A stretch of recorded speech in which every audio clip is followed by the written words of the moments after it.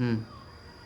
एक उच्च कोटि के विद्वान का कथन है कि मनुष्य और पशु के बीच विभाजक रेखा उसका विवेक है। जहाँ ये विवेक छूता है वहाँ मनुष्य और पशु में कोई भेद नहीं रह जाता है।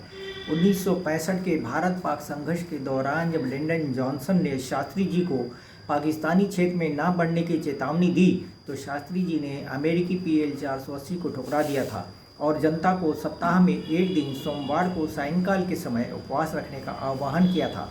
जनता ने सहज शास्त्री जी की बात को शिरोधार करके उस पर अमल किया था। ये दृष्टांत शास्त्री जी की लोकप्रियता को ही दर्शाता है और ये शास्त्री जी के स्वाभिमान का भी प्रतीक है। सबकी सुनने वाले शास्त्री जी जितने दबंग थे और गलत बात को कभी भी किसी भी हालत में स्वीकार नहीं करते थे, उतने ही विनम्र और सबकी सुनने वाले भी थे।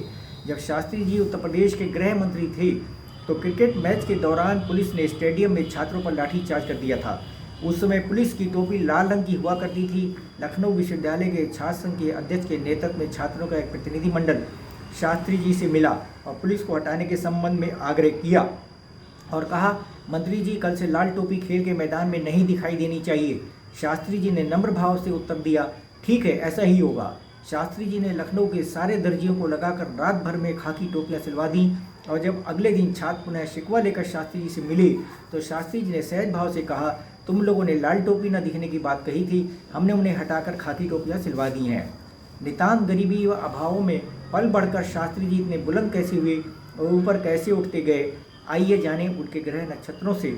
शास्त्री जी की हथेली में मणिबंध से प्रारंभ और शनि तथा बृहस्पति पर दिव्यभाजित भाग रेखा ने लाल बहादुर शास्त्री जी को उच्च पद पर पहुंचाया और निर्भीक, साहसी, लोकप्रिय व देशभक्त बनाया, जिसकी पुष्टि उनके जन्मांक से स्पष्ट हो जाती है।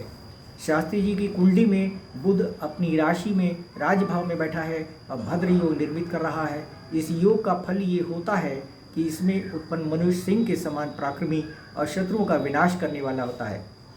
शास्त्री जी ने सन 1965 ईस्वी के युद्ध में पहली बार शत्रु की धरती पर धावा बोला और पाकिस्तान से सरगोधा व सियालकोट छीन लिए थे तथा लाहौर में प्रवेश करने ही वाले थे जब रूस के अनुरोध पर युद्ध विराम करना पड़ा। भद्र योग रखने वाला व्यक्ति पेचीदा से पेचीदा कार्य की सहजता से कर डालता है। ये शास्त्री जी की ही सूझबूझ का परिणाम था कि विश्वव्यापी विरोध के बावजूद भारत शत्रु के पांव बांध सका। बुद्ध के द्वारा निर्मित भद्र योग के कारण ही शास्त्री जी प्रधानमंत्री पद जितना ऊंचा उठ सके। तभी तो कन्हैयालाल मत ने जो उनके संबंध में विचार व्यक्त किए वो 28 सितंबर 1969 ईस्वी के दैनिक हिंदुस्तान में छपे थे, जो इस प्रकार हैं।